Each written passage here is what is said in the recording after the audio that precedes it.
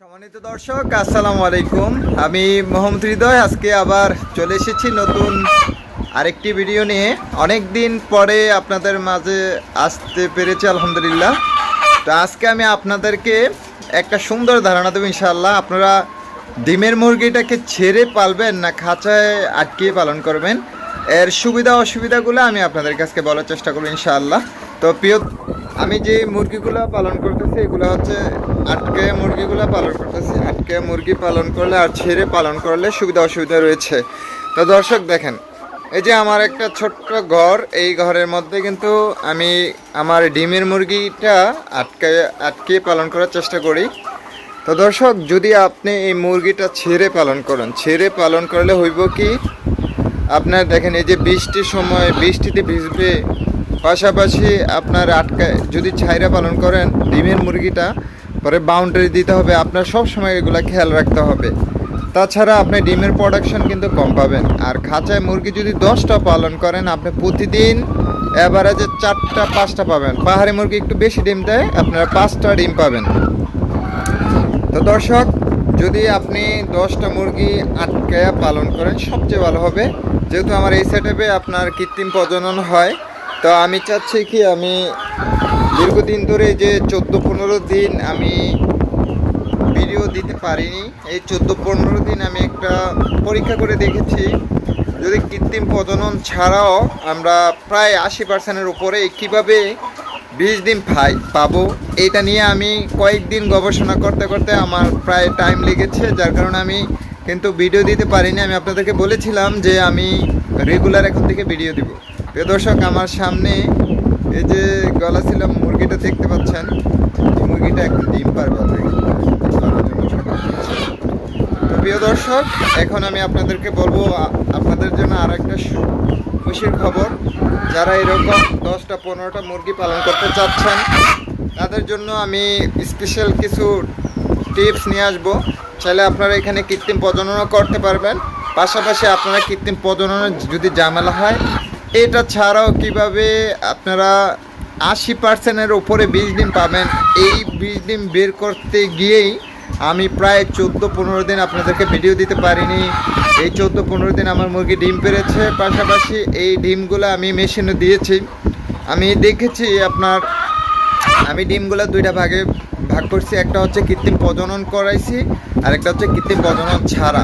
আমি দেখতে পাচ্ছি আলহামদুলিল্লাহ আমার প্রায় এখন 87% 20 ডিম আসতে হচ্ছে কৃত্রিম প্রজনন ছাড়া, আর কৃত্রিম প্রজনন করলেও এখানে আপনার প্রায় 90%-এর মতো আসছে আলহামদুলিল্লাহ। তো আমি দেখলাম যে আমি যেই ফর্মুলায় আপনার কৃত্রিম প্রজনন ছাড়া মুরগি থেকে 20 ডিম বের করছি, ওই ডিমটা কিন্তু আমি আরেকটু বেশি বাড়াতে পারবো আলহামদুলিল্লাহ। দর্শক, আমি চাচ্ছি আপনাদের মাঝেও এরকম কিভাবে আপনারা কৃত্রিম প্রজনন ছাড়া এই মোরগ থেকে 90%-এর কাছাকাছি 20 ডিম পাবেন, কোনো ঝামেলা ছাড়াই। কৃত্রিম প্রজনন করতে গেলে কিন্তু অনেক একটা ঝামেলা, আপনি প্রতি 4 দিন পর পর এটা থেকে সিমেন্স বের করে মুরগিকে পুশ করা, মোরগকে খাবার আলাদা, একটা নিয়মের মধ্যে চলতে হয়। তো যার কারণে আমি অনেক চিন্তা ভাবনা করে গবেষণা করে আমি একটা সিদ্ধান্ত একটা ভালো উপায় বের করেছি। ভালো উপায়টা হচ্ছে কৃত্রিম প্রজনন ছাড়াও আমরা আল্লাহর রহমতে 90% 20 ডিম পাবো। এটা নিয়ে আমি অনেক দিন আপনার ভিডিও দিতে পারিনি। এবার ইনশাআল্লাহ এখন থেকে আমি রেগুলার আপনাদেরকে সুন্দরভাবে ভিডিও দেওয়ার চেষ্টা করব, খুঁটিনাটি বিষয়গুলো জানার চেষ্টা করব। তো দর্শক, আপনারা যারা অনলাইনে খামারি শিখতে চান, একদম সীমিত খরচে চাইলে 2ভাবে করতে পারবেন। একটা হচ্ছে কৃত্রিম প্রজনন করিয়ে আপনি মুরগি থেকে 20 ডিম পাবেন, এটা একটা। আরেকটা হচ্ছে কৃত্রিম প্রজনন ছাড়াও আপনারা 90% 20 ডিম কীভাবে পাবেন। আর যদি এই 20 ডিম না পান, তাহলে পরে আমি আলহামদুলিল্লাহ কৃত্রিম খাঁচার মধ্যে কিন্তু 20 ডিমের পার্সেন্টেজ কম হয়, যেটা আমরা দীর্ঘদিন ধরে বলতেছি। তো আমি এমন কিছু টেকনিক অবলম্বন করছি, গবেষণা করে বের করছি আলহামদুলিল্লাহ। এখান থেকেও আপনারা প্রায় 90% 20 ডিম পাবেন ইনশাআল্লাহ, যেটা আমি করেছি। আর যারা আমার নিয়মিত ভিডিও দেখেন আপনারা জানেন হয়তো বা যে আমি কোনো ভুলভাল তথ্য এখানে দেওয়ার চেষ্টা করি না। কারণ দেখেন আজকে আপনাকে ভুলভাল তথ্য দিয়ে ঠকাইলে ওই পরদিন আমি ঠকবো, এটাই স্বাভাবিক। তো আমি এই জিনিসটা একদম শুরু থেকে মেনটেন করে আসছি, আলহামদুলিল্লাহ এখনো আছে।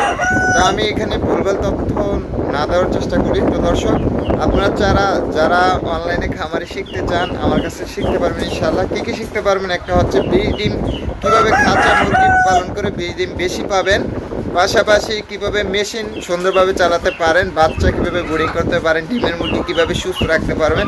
যেহেতু অনেক দিন ধরে আমি কাজ করতে করতে আলহামদুলিল্লাহ একটা ভালো অভিজ্ঞতা হয়েছে। আমি চাচ্ছি এখন যারা ছোটো ছোটো খামার দিতে চাচ্ছেন বা যারা আপনার এই যে বাড়ির মধ্যে ছোটো একটা ঘরের মধ্যে খাঁচায় মুরগি পালন করতে চাচ্ছেন কোনো ঝামেলা ছাড়াই, তাদেরকে আলহামদুলিল্লাহ আমি চেষ্টা করবো ইনশাআল্লাহ তাদেরকে হেল্প করার জন্য। তো দর্শক, আজকের ভিডিওটা এই পর্যন্তই। এখন থেকে আমি নিয়মিত আপনাদেরকে ভিডিও দেবো ইনশাআল্লাহ। সবাই আমার জন্য দোয়া।